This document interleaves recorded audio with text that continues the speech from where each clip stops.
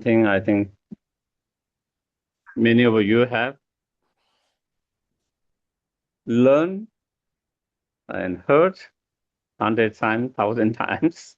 So I don't think there is anything new I might be able to offer, but it could be something reminder that sometimes we all need. So yeah, and I would like to start with a motivation, trying to cultivate There's a simple prayer sheet, Geshe-la. That's all right. Everybody's got one, and I've got one to share online. Okay. What maybe? Okay. Before we do the recitation, the motivation, we take a few moments to make yourself comfortable and relaxed.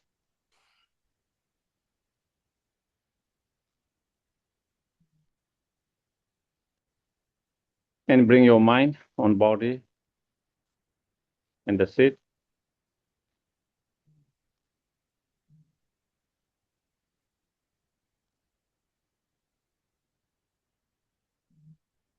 And keep your mind with the breath for a few moments.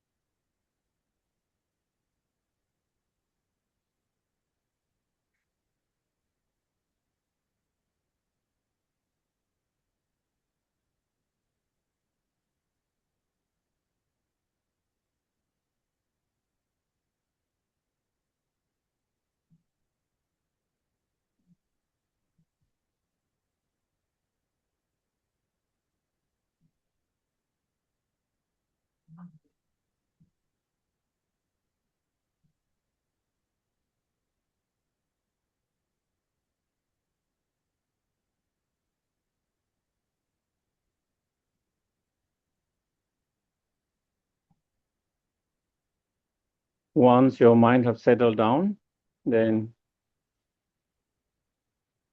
we can think. May I ask coming here together?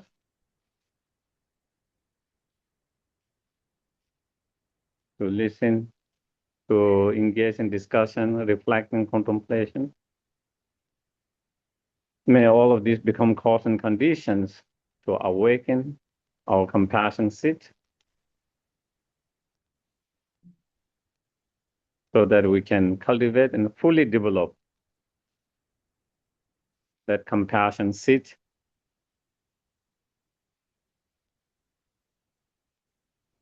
so that we can be greater help and benefit to others and oneself.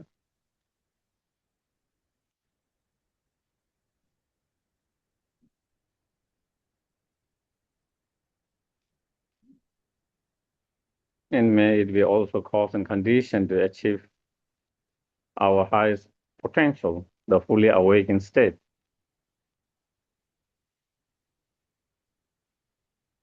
So not only we can be help and benefit, but to be greatest help and benefit,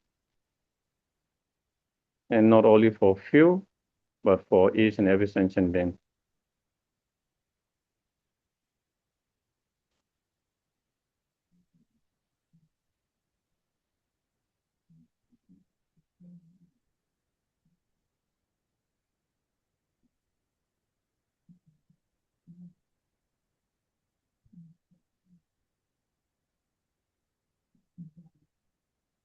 Yes, and we can do refuge and bodhicitta as well.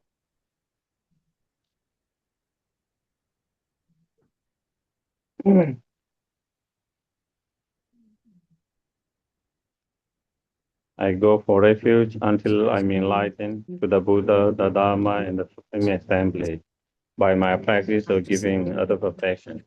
May I become a Buddha to benefit all sentient beings. Sangye chodam soge chonam la chanchu patu dane kapso che nage ni soge pe sonam ge dola penche sangye dupa sangye chodam soge chonam la chanchu patu dane kapso che nage ni soge pe sonam ge dola penche sangye May all sentient beings have happiness and process of happiness. May all sentient beings be free from suffering and process of suffering. May all sentient beings inseparable from the happiness that is free from suffering. May all sentient beings abide in equanimity, free from attachments for friends and hatred for enemies.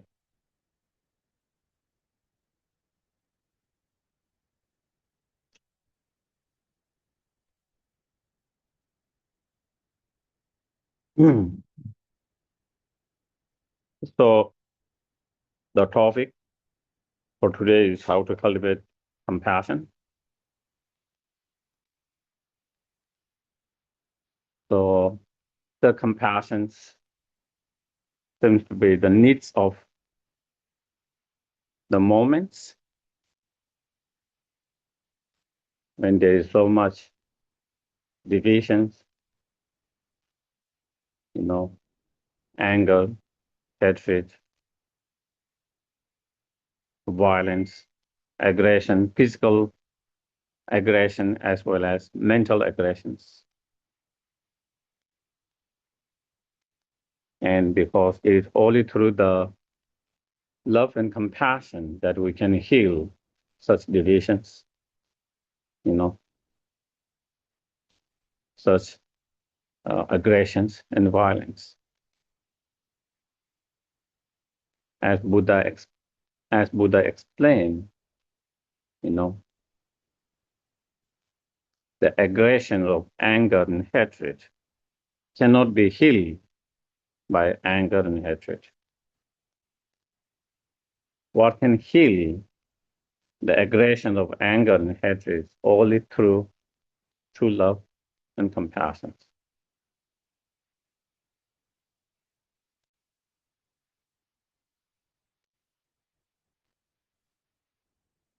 Hmm?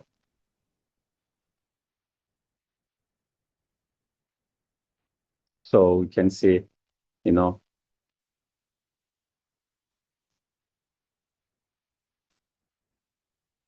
to the anger and hatred, there's so much division, there's so much of violence that we see in the world around us, the war, and, people shooting, snapping, that happening, but also on individual level, our mind is very disturbed when we see those news, when we hear those news. And also because of that, also it can make us also upset, angry as well.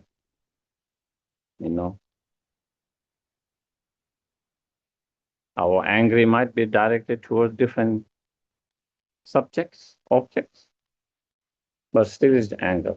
It still is hatred. It is still aggressions. It is still violence, internal aggressions. And that doesn't help ourselves. That doesn't help people around us. And that doesn't help the society, the world that we live in. When our mind is, overpowered by such a anger and hatred, absolutely there is no inner peace in your mind.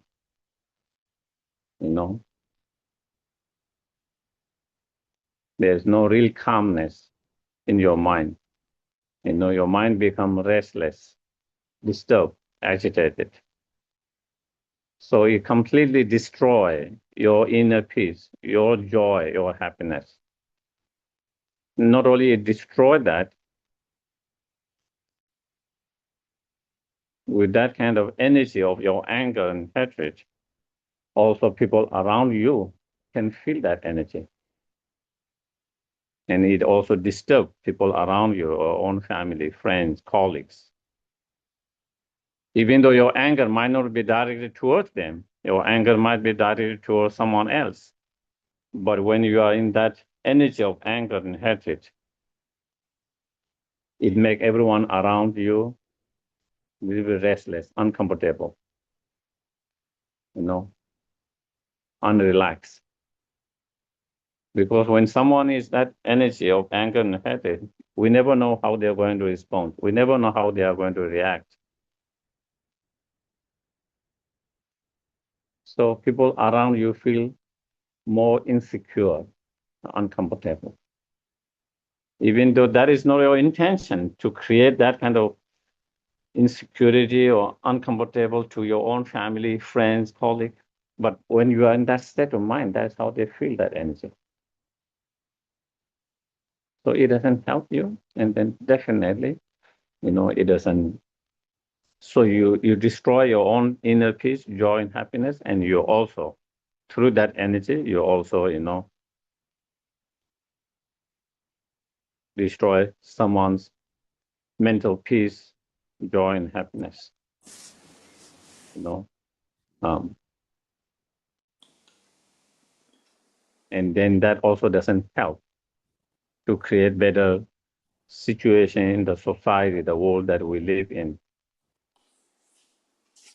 Then there's anger and hatred from other side, and then from your side, that anger and hatred is like two fire coming together.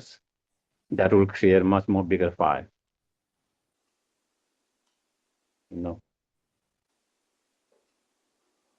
And so therefore, it doesn't serve anything. And so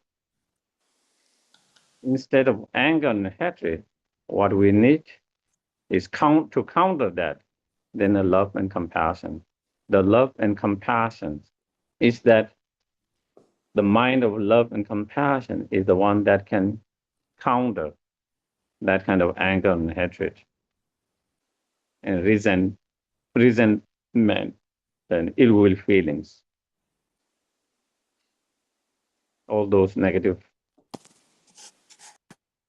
feeling and emotion. That's what we really, and that's why we need to cultivate the compassion.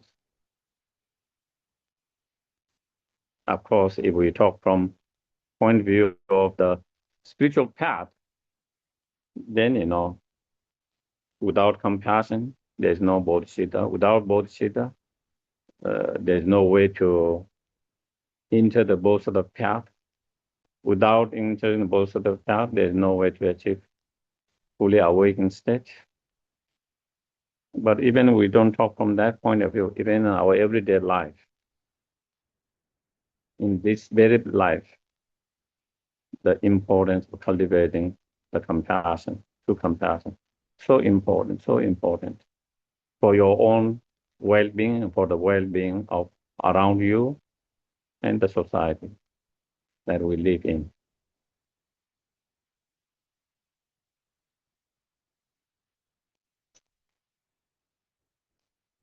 Someone with a true love and compassion, even without doing much, even without saying much, even without physically engaging so much, still they can help and benefit so many beings.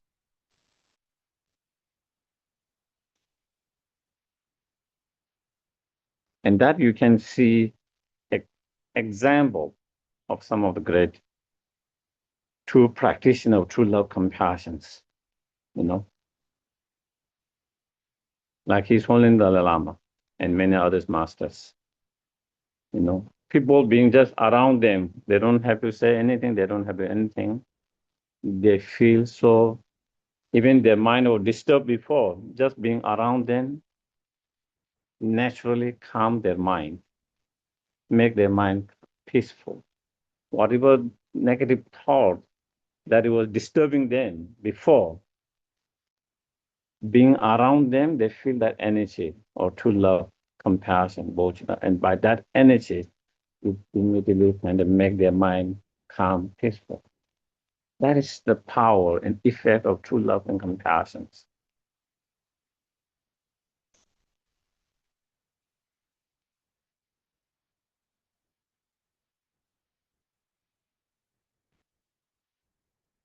Mm.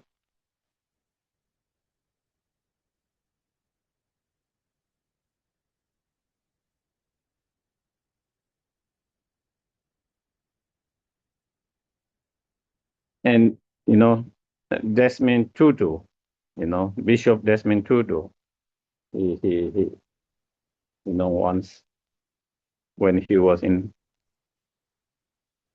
I think when he came to Dharamsala to celebrate His Holiness 80th birthday, I think it might be that time when they were having a conversation. They were really good friends, you know, and you can see when they are around with each other, they can become very mischievous with each others, like a child, they have so much respect to each other and very, very, very close. And so they can be, so in that, in one of those, Desmond Tutu said to His Holiness Dalai Lama,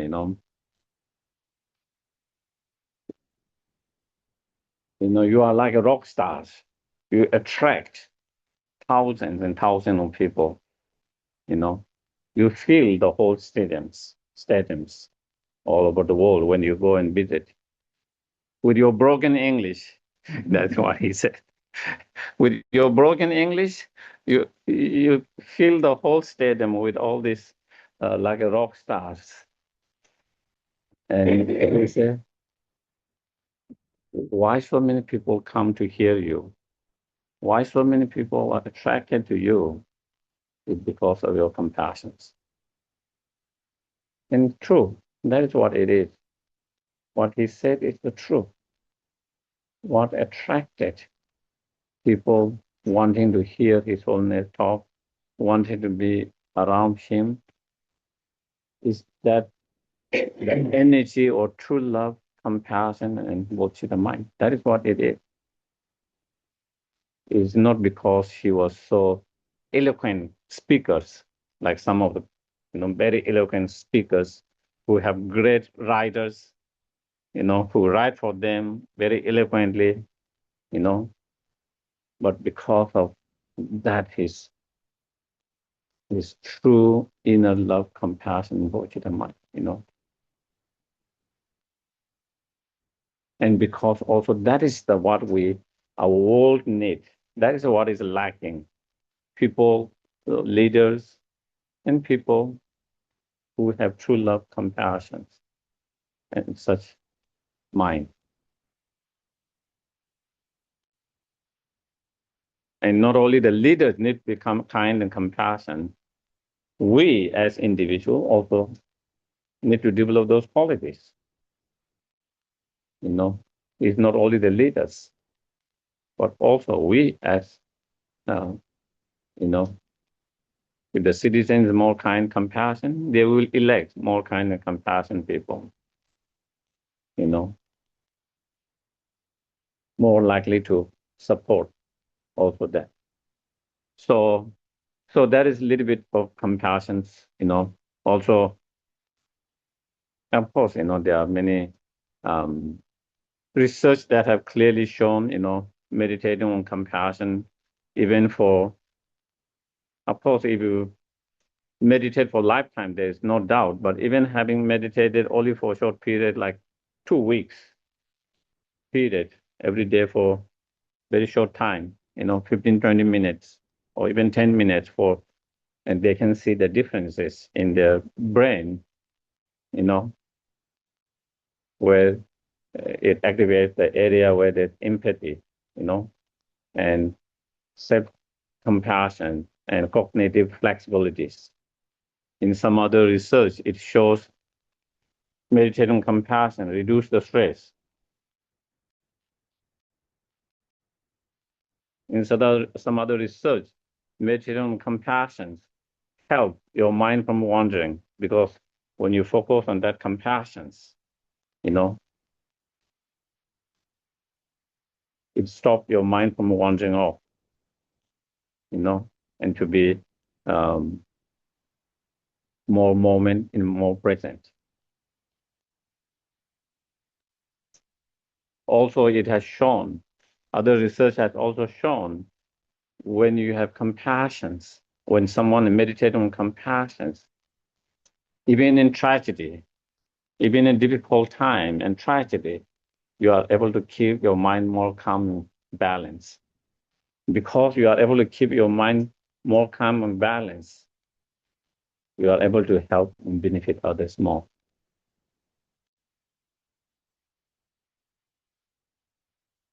Hmm?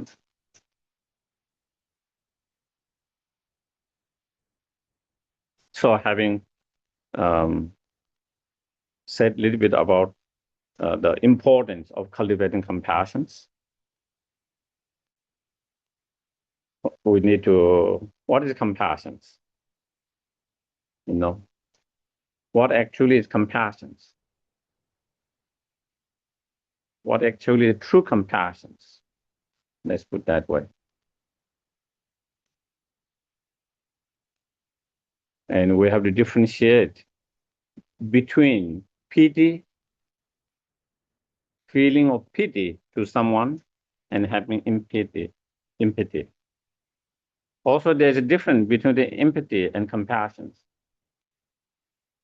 Empathy, you can feel, you can understand someone's pain and sufferings. That is what empathy, you are able to feel someone's pain and suffering. You feel and recognize that. But compassion go beyond that. It's not only empathy, but you make a commitment to help and benefit, to help to reduce or to relieve the pain and suffering. So also there's a difference between that. And in terms of, so I think those are, subtle differences. And sometimes, so we have to understand that in order to understand what compassion is. Also, we have to differentiate between attachment and compassion. Sometimes we get confused, and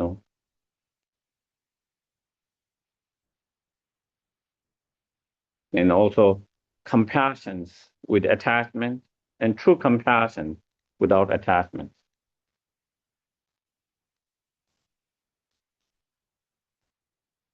At the moment, the ordinary compassion, the compassion that arises or manifests without really training, which we all feel sometimes when we see the sufferings of your loved ones.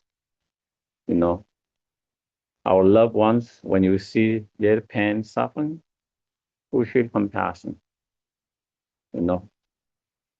And that is not because we are trained through meditation and practice. Even people who have no training in meditation and compassion, even they feel that. Not only other human beings, even the animals, many of the animals, also you can see they express that, when they see their children,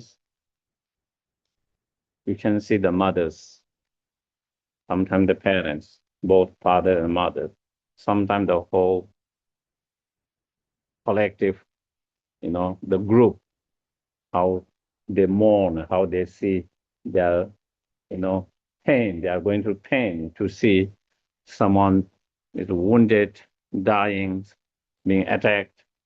So that kind of compassion you can see even in certain level of animal. And those are not through training, meditation, but and that kind of compassion is very much mixed with the attachments, very much mixed with attachments. And such compassion has, a lot of time with, when it's mixed with attachment, then there is, conditions, expectations, projections, And when those conditions are not met, when those expectations are not met, then the compassion is gone. Even with your children, even with your families, even with your colleagues, even with your, partners, wife, husband, boyfriend, girlfriend. As long as your expectations, conditions are met, then you feel compassion. When those are not met, then we might lose our compassions. Not only we might lose our compassion in some cases, then we get disappointed and we become even sometimes upset and angry. And then sometimes it can turn into enemy. Why is that? Why did that change? Because our expectations, our conditions are not met. And when those are not met, our feeling changes. The feeling of compassion that we felt before changes. Before we feel we cannot bear to feel their pain and suffering. Now maybe you are so upset, you want to see them suffer. Opposite. It turned into opposite. How is that? How is it possible for us, our feeling to turn in that way? And because there was attachment involved in that compassion. It was not pure compassion, basically. It was not pure compassion. It was, mixed with attachments. And because it's mixed with attachments, so then there is definitely expectations, conditions.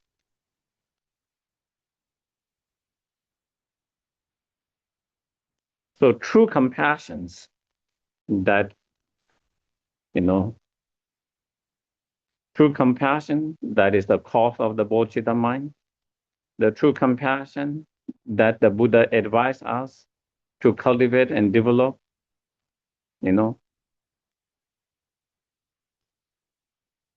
is unconditional, unconditional without any expectations.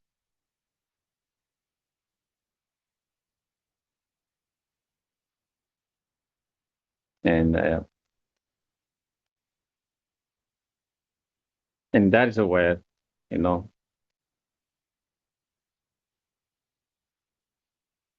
that's what when we meditate and when we train our mind in meditating to cultivate the compassion, that is what we are trying to cultivate, the compassion and attachment, even without training the mind, you can feel that. But unconditional love or the compassion, we cannot feel it unless you really train and meditate. Of course, someone who has trained and meditated in the past, in this life, they can be born with that. It's possible. Someone can be born with that kind of unconditional love and compassion because they have gone through those practice and training in the past. But if you have not done that, then,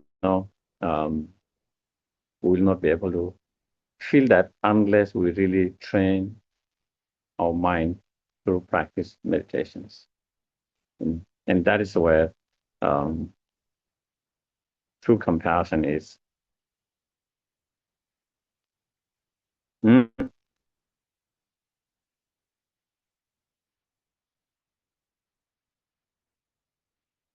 And also, as His Holiness Dalai Lama mentions, very often,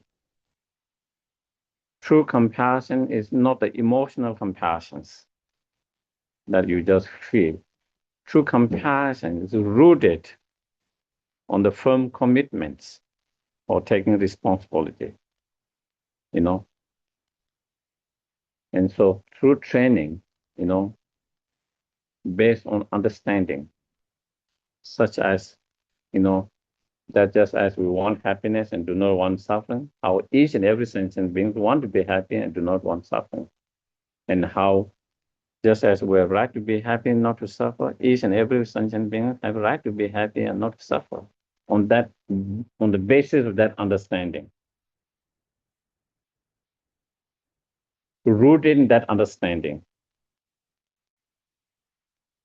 when we cultivate the bodhicitta mind, then that kind of compassion, is very much rooted in firm understanding, wisdom, you know, and also having these true compassions, you know, um, the definitions of compassion is described, the wish to free, aspiration or the wish to free the sentient being from the suffering and cause of sufferings. And especially when you come to the great compassion, not only wishing them to be free from suffering and cause of suffering, but taking the responsibility that I will try to help, I will try to relieve the other suffering and cause of suffering. So it's not only wishing, but taking the responsibility on yourself that you want to do that, And that kind of compassion is the true compassion, taking the firm commitment or responsibility whenever possible, however possible, whenever opportunity arises, and when you are able to help, when you have the opportunity to help, and you are able to be able to help to reduce and relieve the suffering and cause of suffering. That is the compassionate mind that we are talking about, when we talk about true compassions.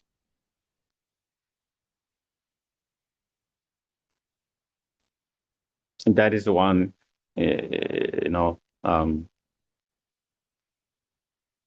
you can say true compassion or great compassions, according to some of the commentaries, they make difference between immeasurable compassion and great compassion. Immeasurable compassion is wishing others to be free from suffering and cause of suffering, not necessarily making that a firm commitment or to responsibly do it by yourself.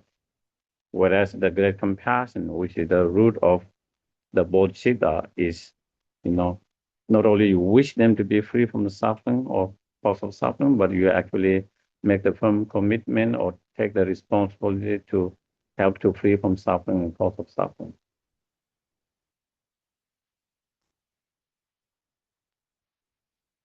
So that is the compassion that we are encouraged or advised to cultivate through particular meditation, meditation practice training,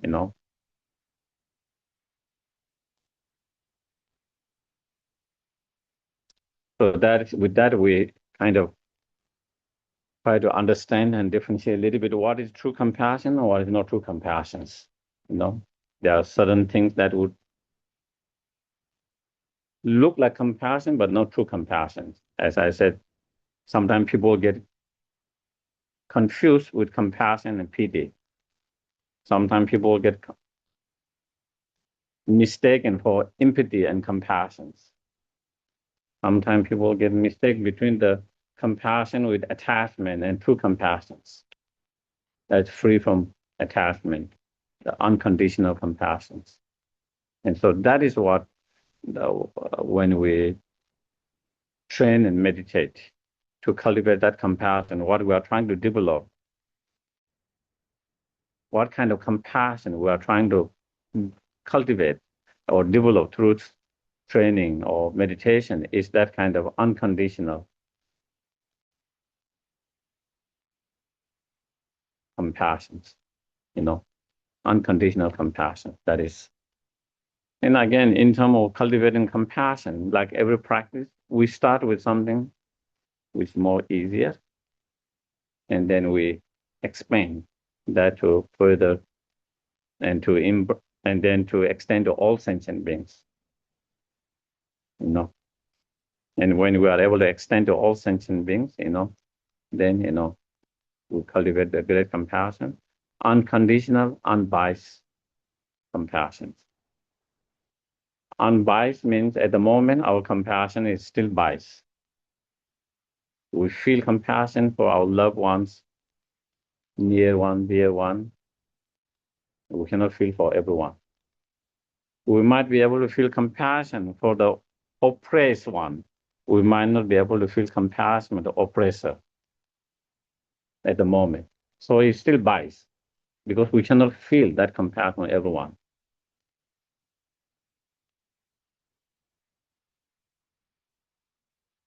We might feel compassion for the poor one. We might not be able to feel compassion for the rich one. We might be able to feel compassion for those vulnerable ones. We might not be able to feel compassion who are not so vulnerable as those. So what does that show? Our compassion is still biased, partial. So again, it's in such training and meditation, the Buddha advised, to cultivate, unconditional and unbiased compassions. And that kind of unconditional and unbiased compassions does not come to everyone naturally. It is something that we need to train, and practice. Through training and practice, then it's possible to have such unconditional and unbiased, which seems very difficult for us at the moment because we haven't trained enough. But those who have trained, they are able to do that. And we have the same potential like them, We have the same potential like them, His Holiness Dalai Lama is a great example of that. Not only he has the compassion for those who have been oppressed and vulnerable one, but he even have compassion for those oppressors, the very leaders in Tibet, the Chinese government's leaders. He has same compassions, if not more.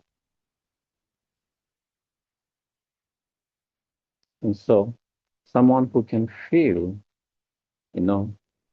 so unbiased and unbiased compassion is that someone not only you can feel for friend, but also for enemy equally. And that is what it is. But again, as we said, it is not easy, First to start, it doesn't seem so easy to have unconditional compassion, even for one person for us at the moment, Unconditional, even for one person is, But again, because we don't train enough. But we really train and practice, it's absolutely possible. And not only unconditional, but unbiased, as I mentioned, His Holiness Dalai Lama share a story, of one monk who had been in prison for many, many years, more than 10 years, 10, 15 years or 20 years. I don't remember exact numbers. And then he was released and he happened to able to, somehow he was able to escape in India, and then, he met His Holiness Lama, and then His Holiness Lama said, in one of casual conversation with that, the monk said, there,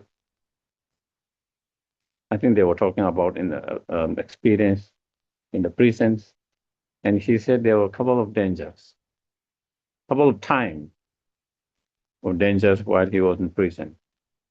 And His Holiness said, maybe he thought he was talking about danger to his life, couple of times danger to his life. And so what kind of danger do you face? Couple of danger that you face.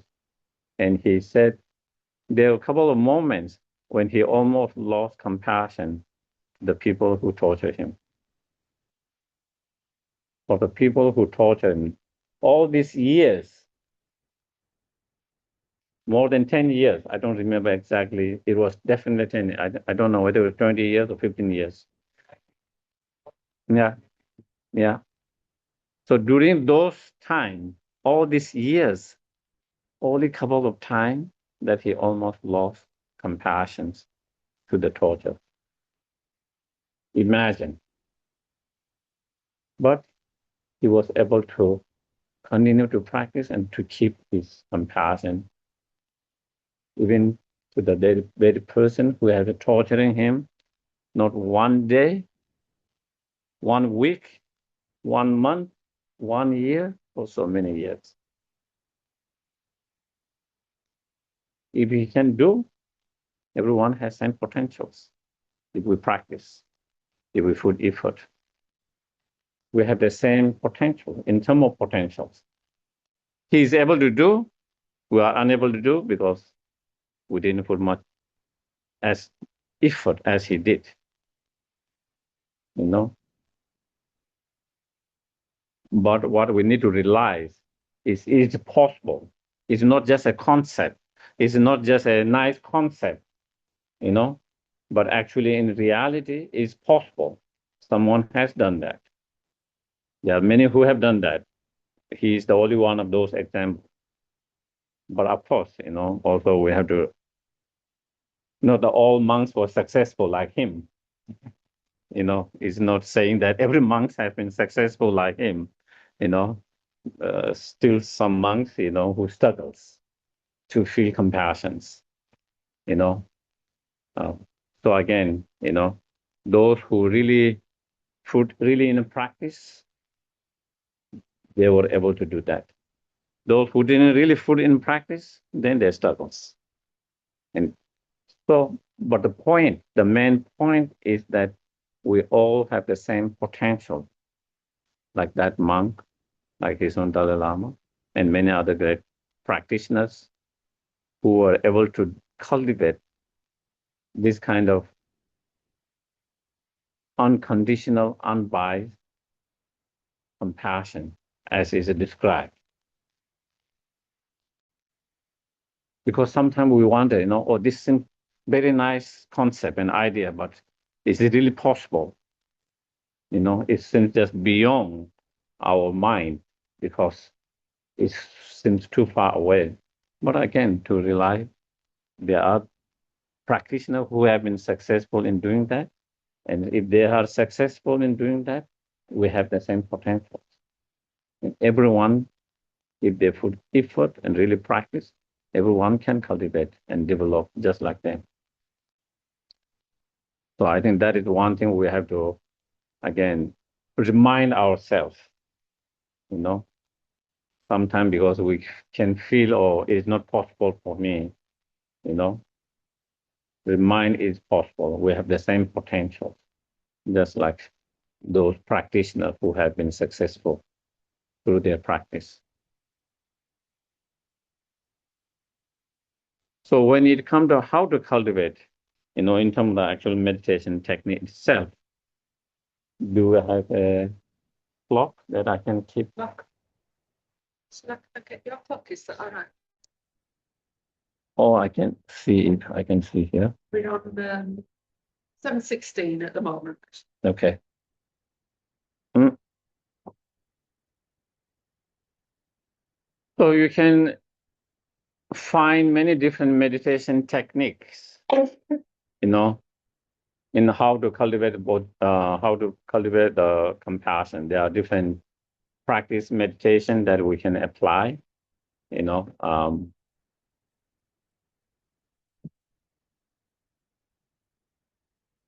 Yeah, it's okay. Thank you. So, you know, one meditations is, you know, meditating on kindness of other sentient beings, you know. And the more you meditate on the kindness, and the more you feel their kindness, the more easier it is for us to feel compassion, you know. And of course, there are many different ways of feeling the kindness of all sentient beings. One is, there's a meditation that of, how all sentient beings have been our most kind mothers or parents, not only being most kind parents or mothers, not only one time, many, many times, and trying to remember the kindness they show each time like that. And with that, we can see, yeah,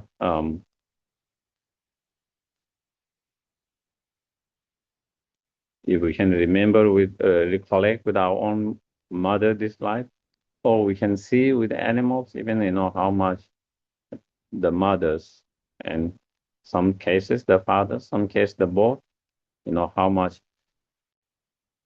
they give to help the children to until they are independent by themselves and that they can take care of themselves. Same, with ourselves. They were there until we were on our own feet, you know. And unfortunately, a lot of time, when we most needed help, when we were most vulnerable, all the kindness, help they did, we don't remember all of that, you know. Very few people remember their experience when they were 1 year old, 2 years old, what their parent did, how much their mother did, you know. And that is when we are most vulnerable, when we didn't know anything, when we couldn't take care of ourselves at all. We couldn't clean ourselves, we couldn't eat ourselves, we could have died with hunger and thirst at any time. And we didn't know what is safe, what is not safe. If they don't pay attention, we could have choked ourselves by taking something inside, We could have cut ourselves by without knowing this is something it can cut you. We can kind of fall out the house and fall because not all this, But the sad thing is we don't remember all of that.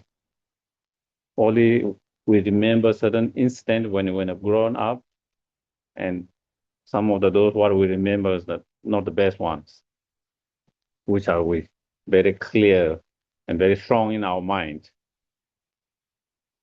So anyway, that is one of the meditations, okay, to remember the kindness.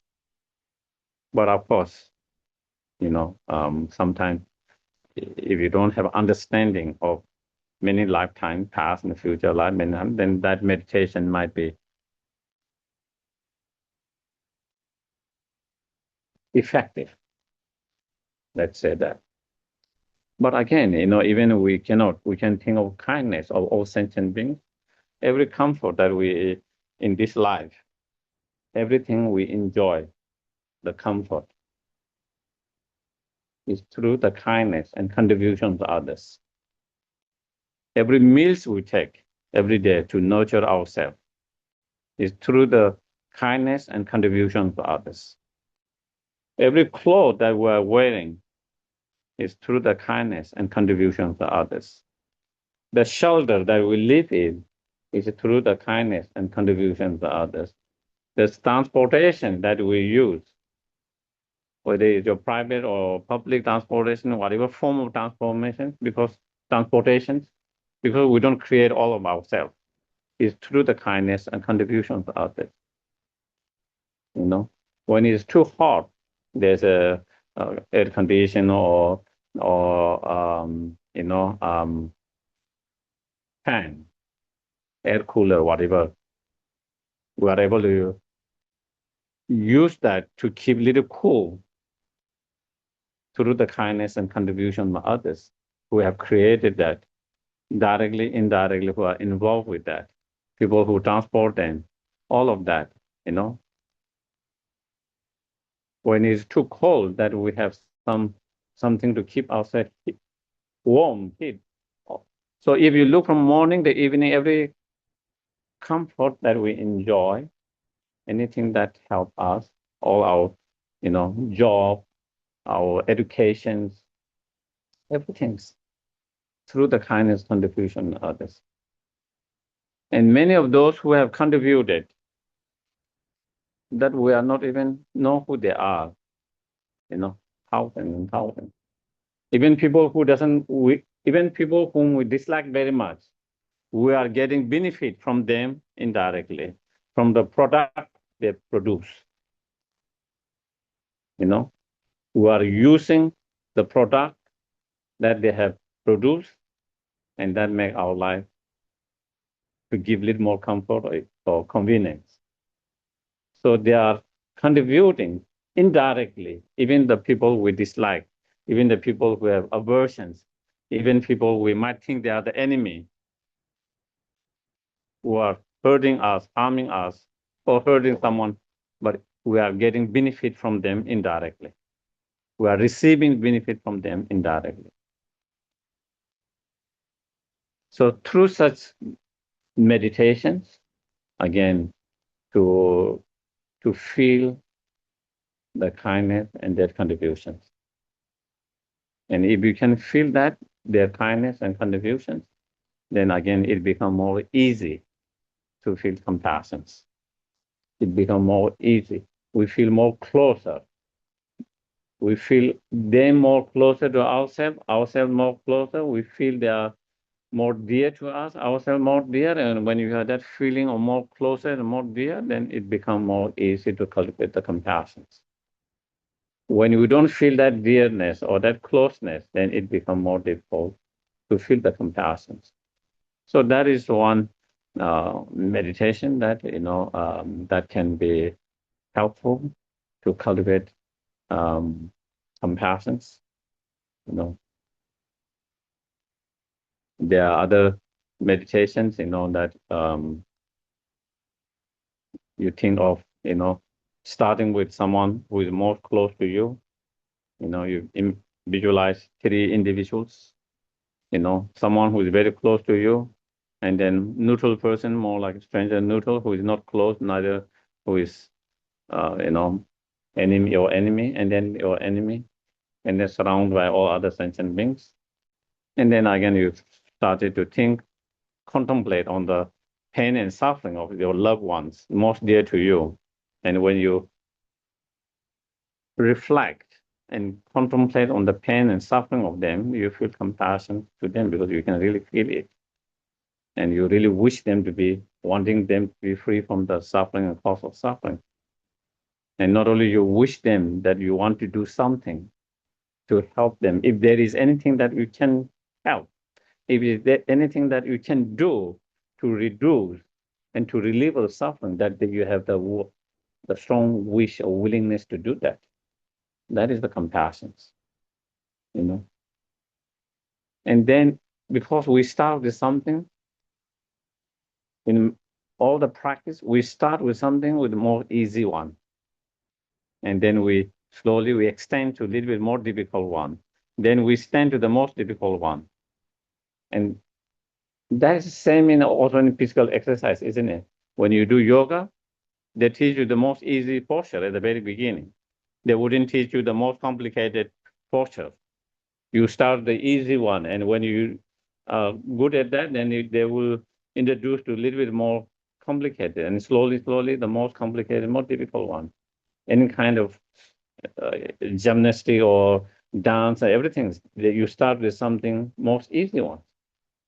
In every education that we do, same in meditations. That is how you see, training with the more easy one. In terms of compassion, it's more easy to develop that. And then you expand to someone who is more neutral, who hasn't been so, close to you, nor someone who is someone you dislike very much, someone you have aversion, someone who have anger and hatred, but more neutral persons.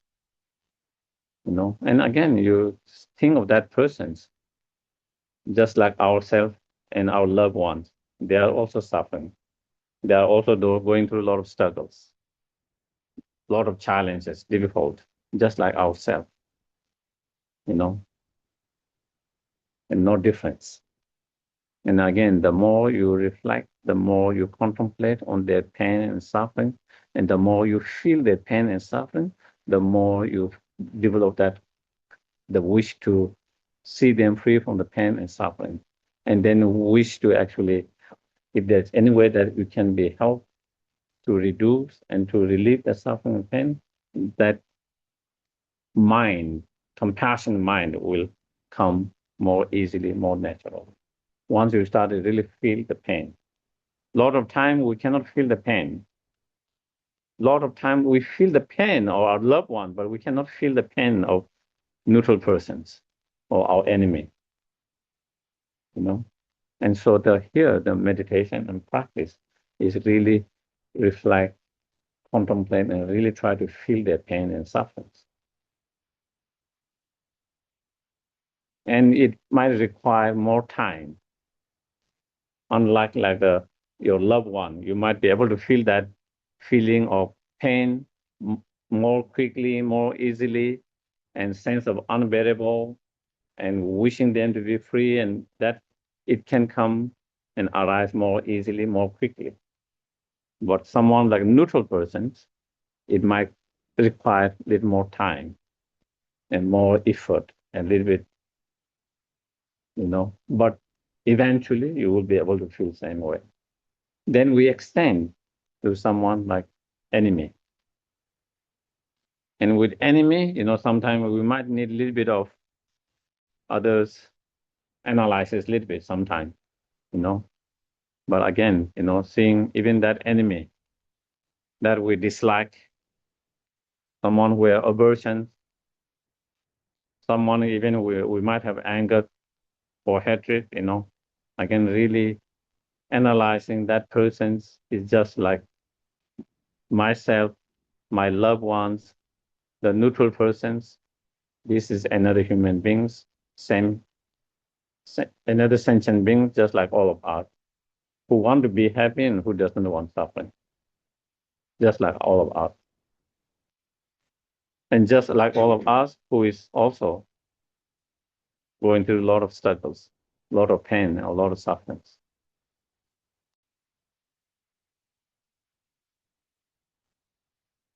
And understand we all are same. Everyone's trying to achieve what they believe is happiness and cause of happiness. That's all everyone's doing. All the human beings, all the animals, all sentient beings, everyone has certain belief, understanding what is happiness in their own way and what is the cause of that happiness. And all of them are trying to achieve that. Everyone has understanding and believe what is suffering, and everyone is trying to avoid that. That's all life is about. That's what we all are trying to do. That's all your enemy, everyone's trying to do. What they believe, what they feel is the happiness, the cause of happiness. They are trying to achieve that. They're trying to accomplish that. Whatever they believe or feel is the suffering and cause of suffering, they are trying to avoid that. That's all. There's no difference in that. Absolutely no difference.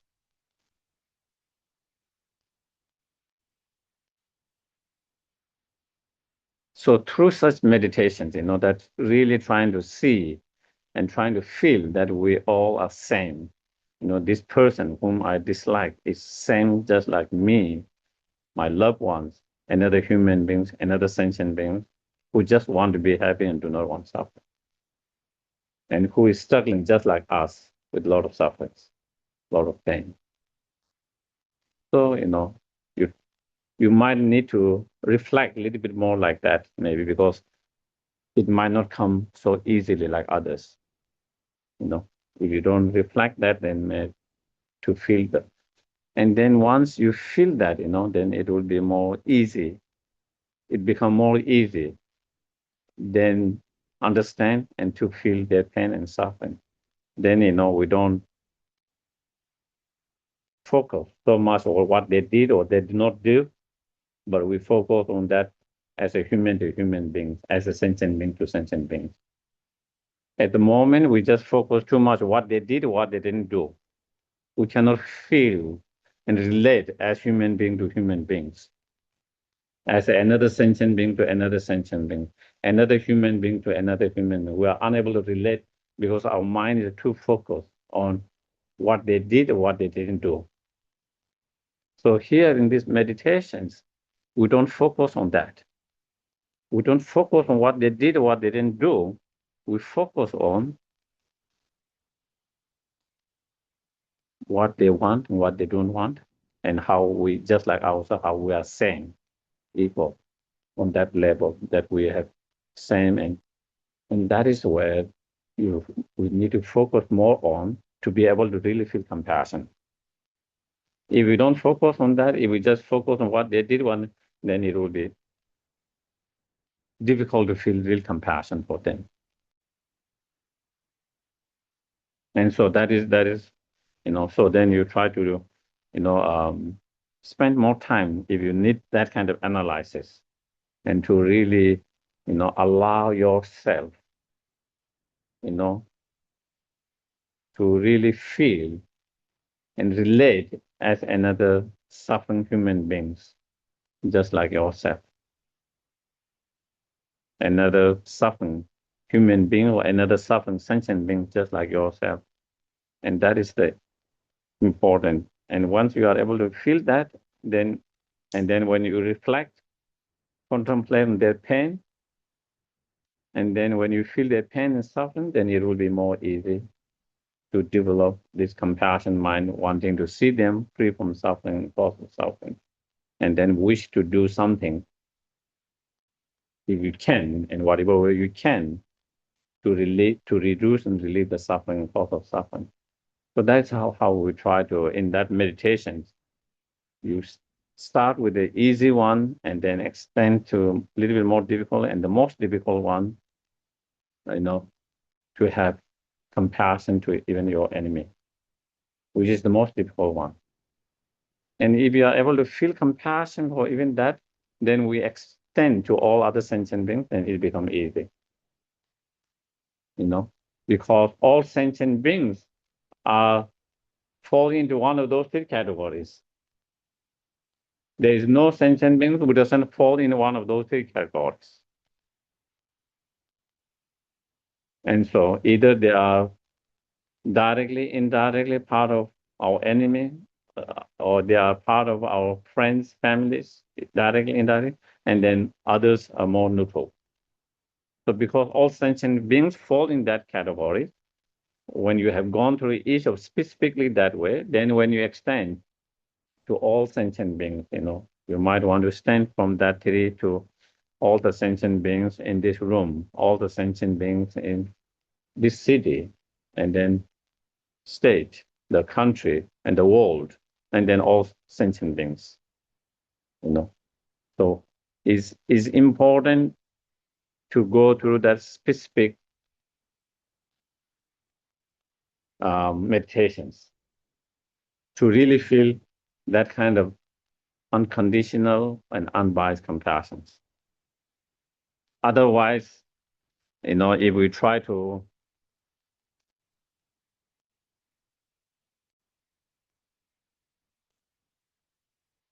for example, at the very beginning, we just recite the four immeasurable prayers. So if we try to spend, may all sentient beings have happiness and cause happiness, may all sentient beings be free from suffering and cause of suffering. If you try to really feel it, you might be able to feel to some degree, to all sentient beings be free from suffering and cause of suffering.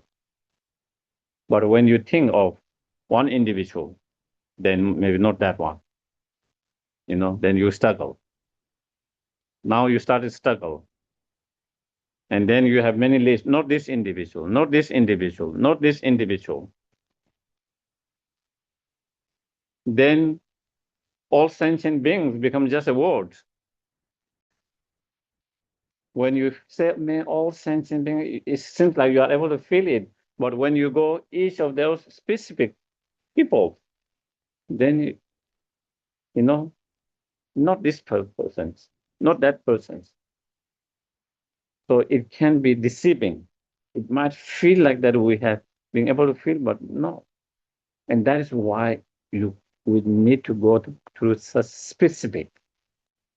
That is why in those meditation training practice, it takes more time, more energy, more, but when you go through that process, more specific in that way, then you can really, when you really feel, when you are able to develop compassion, then it really becomes, unbiased compassion. Otherwise, even though we might feel we are able to feel for all compassion, all sentient beings, but that can be just, deceiving ourselves, you know.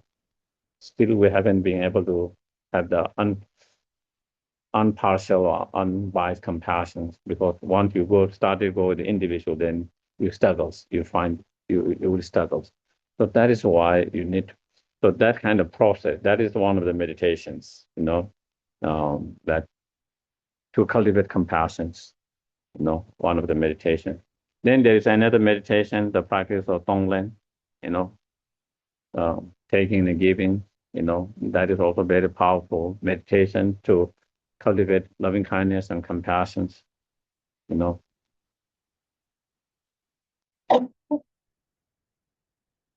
Mm.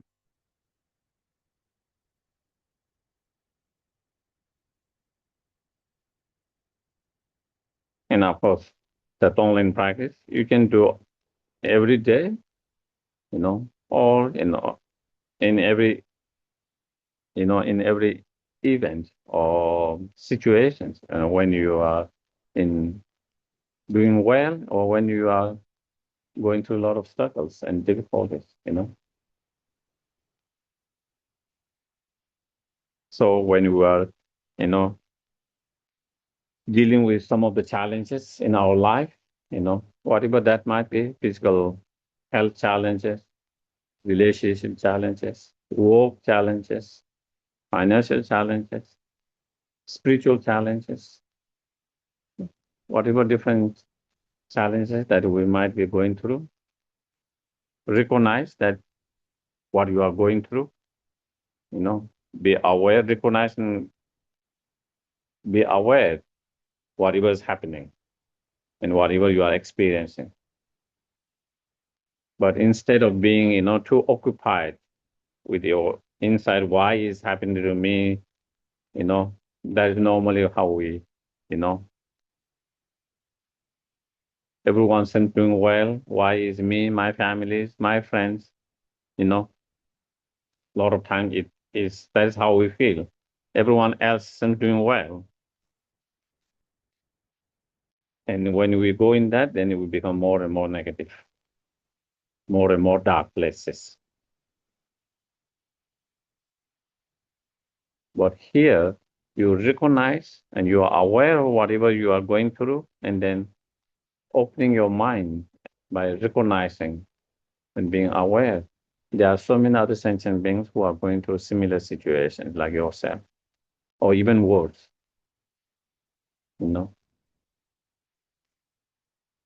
It's not only that is happening to you or your families. There are so many others and families who are going through same, similar, or even worse than yourself. And through that, then understanding, feeling their pain and suffering. Now you have gone through your own pain and suffering. Now you can relate more easily with those who are going through same, similar, or worse. It's not just imagining. You can really relate because you are going through that.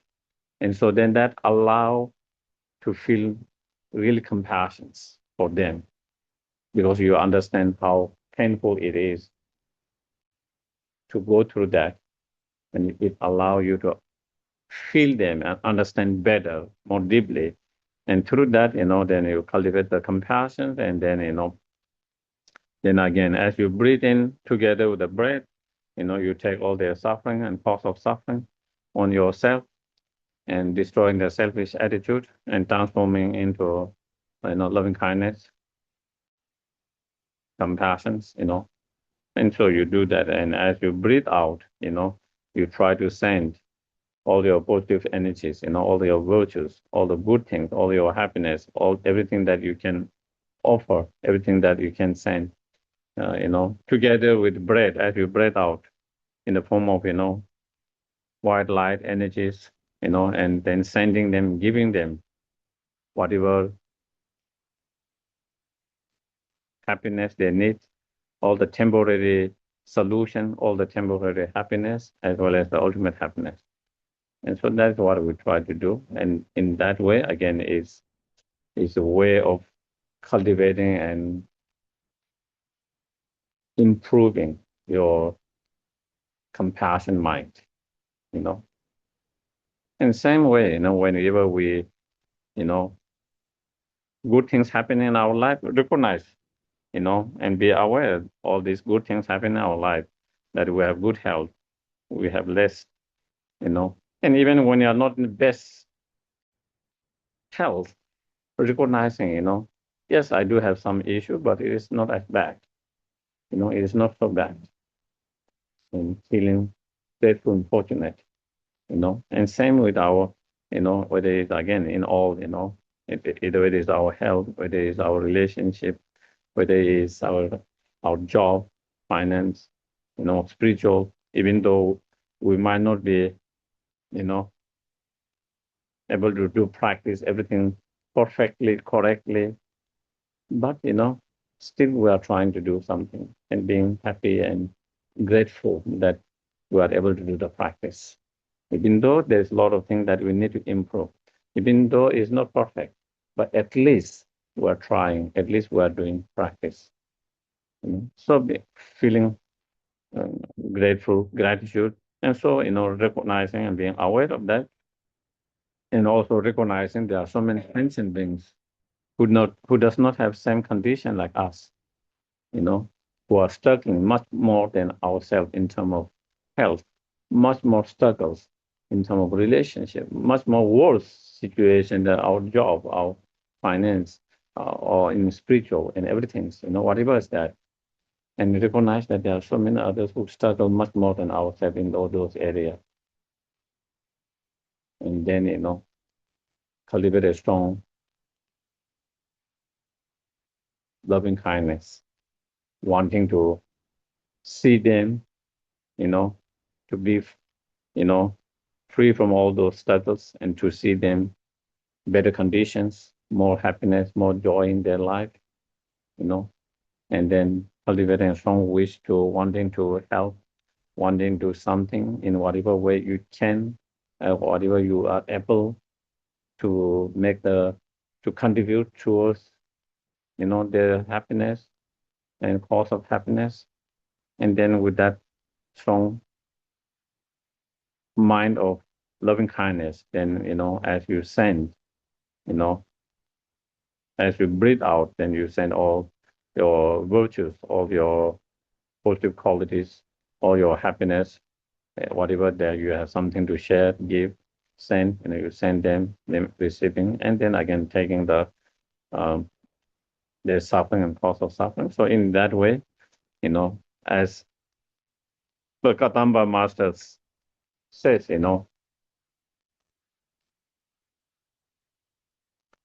try to apply the meditation,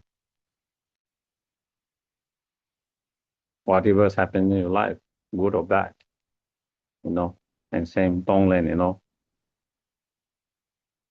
practice. Not only when you are having good time, not only when you are bad time, but every situation, every time, you know. And through that, that is how, again, we try to cultivate and improve and increase our compassion mind through the practice of Tonglen, you know. And there are those are some of the meditation that we can use, also in a practice, related to the daily yogas, then there again, there are practices here that, you know, while you are reciting the mantra of deity, and then, through the visualizations, cleansing and purifying all the negative karma, delusion, obscurations, receiving all the blessings and that, And then whether you visualize yourself as the deity, or whether if you don't have initiation, then you visualize the deity in your heart. And then through that, then again, you try to develop compassion, loving kindness, and then you visualize sending all the lights, from your heart, all the love, compassion, wisdom in the form of light, and, purifying and cleansing all the negative karma and delusion of duration others, sending the all the happiness, and especially all the spiritual realization and the symbol and the ultimate happiness, and leading them to enlightenment. So again, that is also another practice techniques of using visualizations, again, to cultivate and to increase and improve the loving kindness, compassion. So there are many different meditation and practice you find on how to develop compassion. And one just have to see what works best for oneself, which particular technique is most effective and powerful for oneself. For people who understand and have a strong,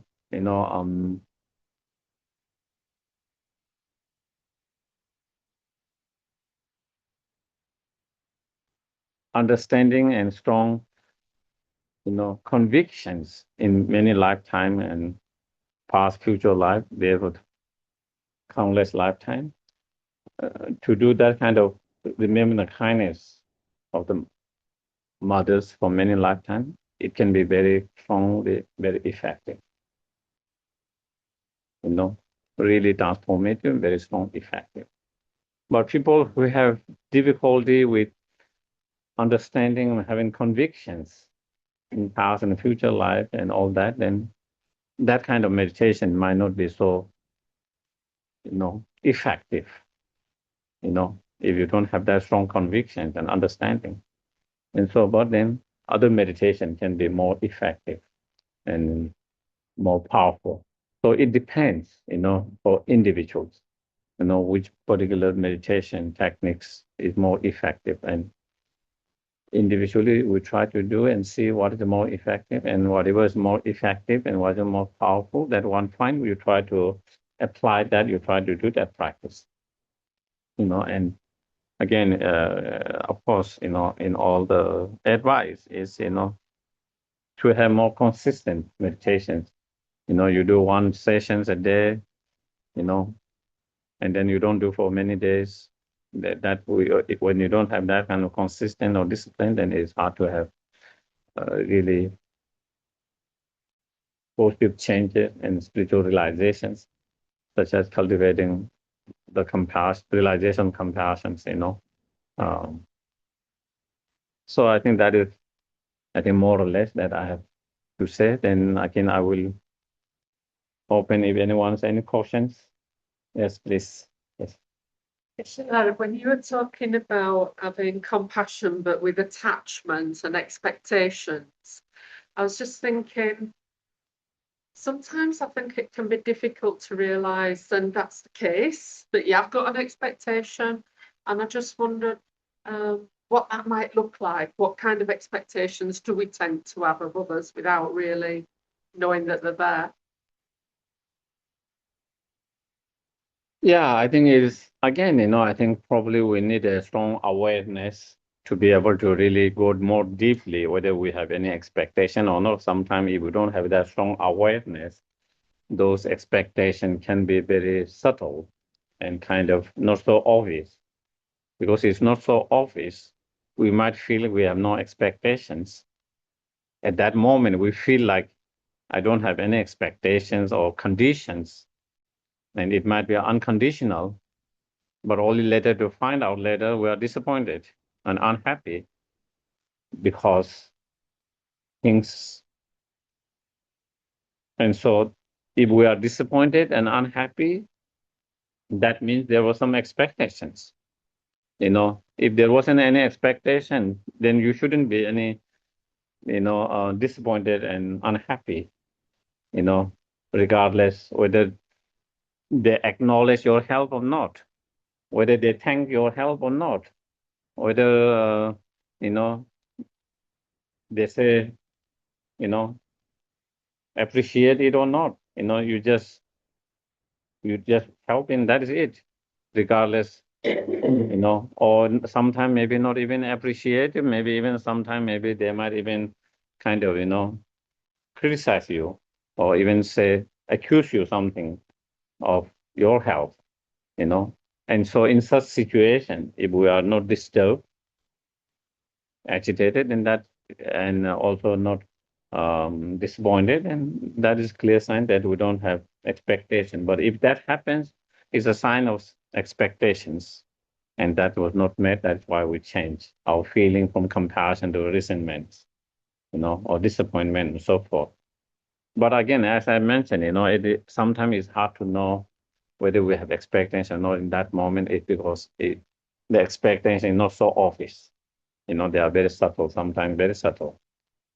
And to be able to see that subtle expectation, then you need more stronger awareness. More stronger awareness, the more you are able to see more subtle expectation in that.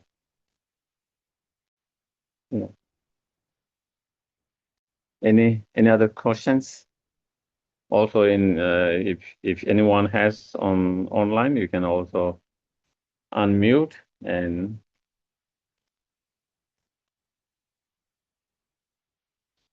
yes, please. Yes, please. Okay. You made a difference between compassion and pity. Compassion and pity. Could you talk a little bit more about that? Because a lot of the time people here are really sorry for them. Yeah. Yeah, we feel sorry. No, I can see you are suffering and I feel sorry for you, but like there's really no kind of feeling that, really wanting to help, wanting to do something, that is a true compassion is not only you feel sorry, but you also wish them to be free from suffering and cold, but you also have this feeling of that wanting to help, wanting to benefit, wanting to help them to reduce or eliminate or relieve the sufferings, that has to come. If that is no, you just feel sorry, and then that is pity, Yes, please. Yeah, so you said also empathy is different. I'm wondering if, like there's a difference between empathy and pity. Is it that with the pity, you don't really identify with it, where you see their suffering and feel that's a shame, but you're not thinking, I am the same as this person, not empathizing, actually feeling their suffering, but you're looking, maybe you want to kind of stay away from it, you don't want to go to thinking about what it's really like. The person is experiencing that kind of addiction. Yeah, with the empathy, that could be empathy and the pity. Yeah. Yeah. Yes, please.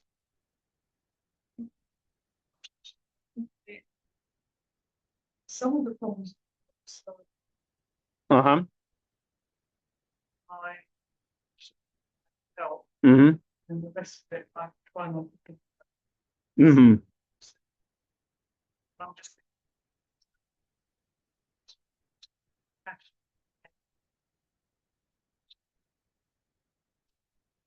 I Mm-hmm.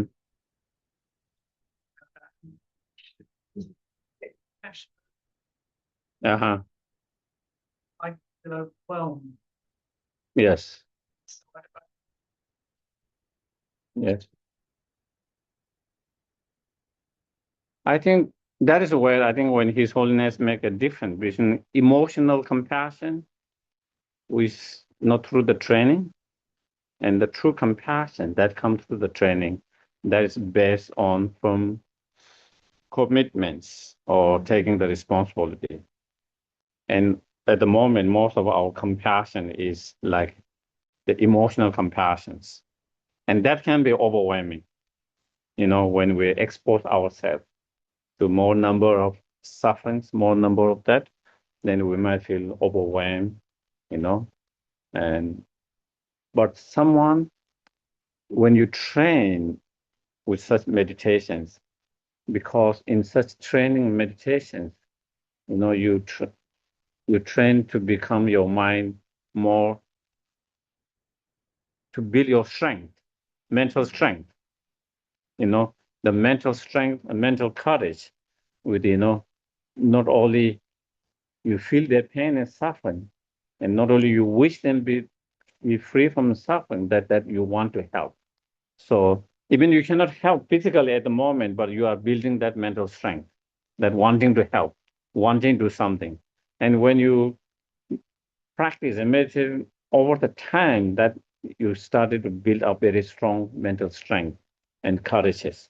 And so even when you are exposed to all so much suffering, you will not be overwhelmed, and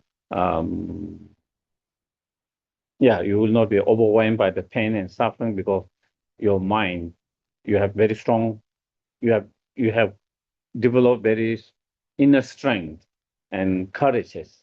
And I think that is the differences. But again, it takes time to reach that point through practice and meditations, whereas I think if we don't develop such compassion through such training, therefore we don't have that same level of strength, mental strength and courages.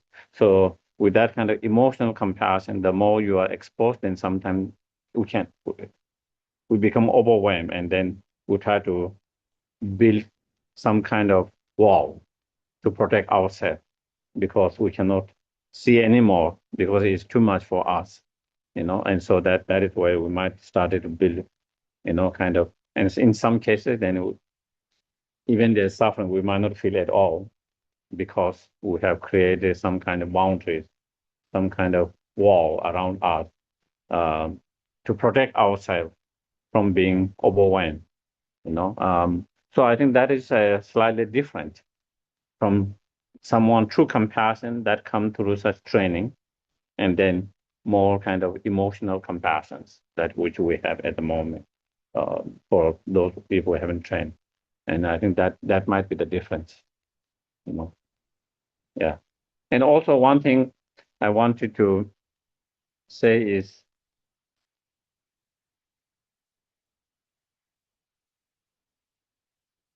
compassion is, again, state of mind. We have to understand,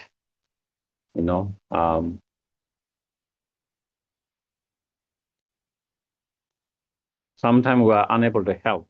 Doesn't mean, and unable to help and we cannot help. That doesn't mean because you cannot help and you are unable to help, doesn't mean you are not compassionate. Because you didn't help, because you are unable to help. It's a state of mind. You really have sincerely wanting to help if there's any way I can do, but it is like there's nothing you can do about it.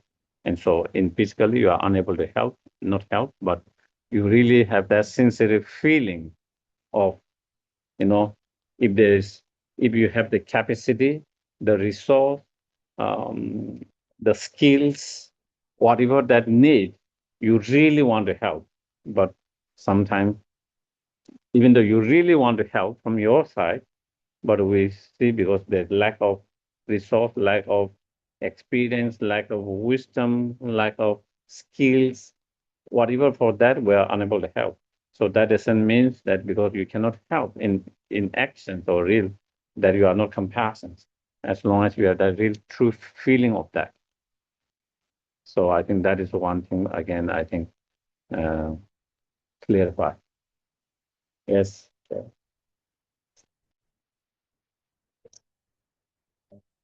So can you little bit loud so the people here can also? Geshe-la, once the question's been asked, they've just asked, would you repeat it so they can hear you clearly? Or then They're not picking it up from the external mic. Okay. When the question. And I might not be able to repeat the questions. Yes. Yes. Yeah.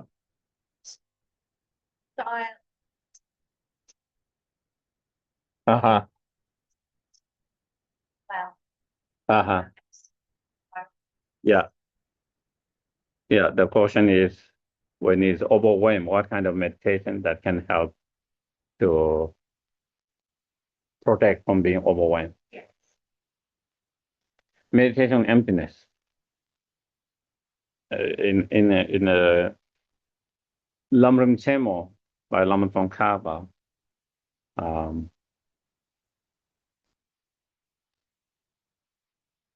One of the benefits of cultivating the wisdom realizing emptiness is when you have wisdom realizing emptiness, even you have been,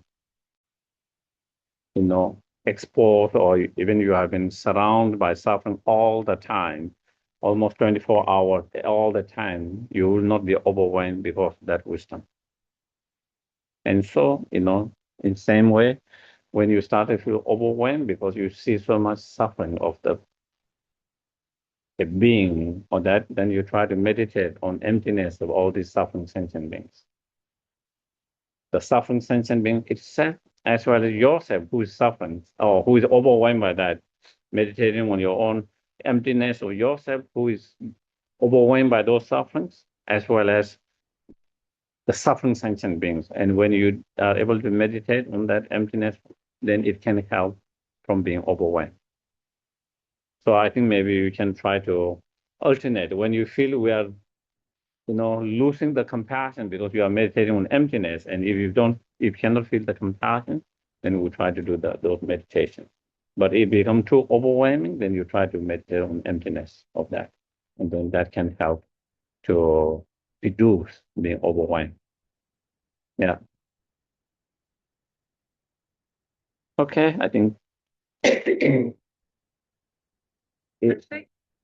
Yeah. Is this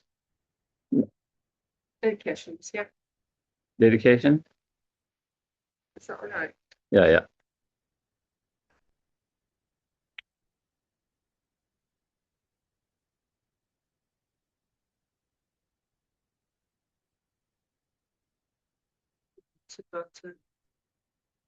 Do you do in Tibetan or English? We can do in Tibetan. Right? Normally? Or we can do in English today. The dedication prayers. Due to the merits of these virtuous actions, may I please attain the state of Guru Buddha and lead all living beings without exception into that enlightened state. May the supreme jewel bodhicitta that has not arisen arise and grow, and may that which arises not diminish but increase more and more. In the land encircled by the snow mountain, you are the source of all happiness and good. All powerful Geshe Thubten Sherab, please remain until samsara ends.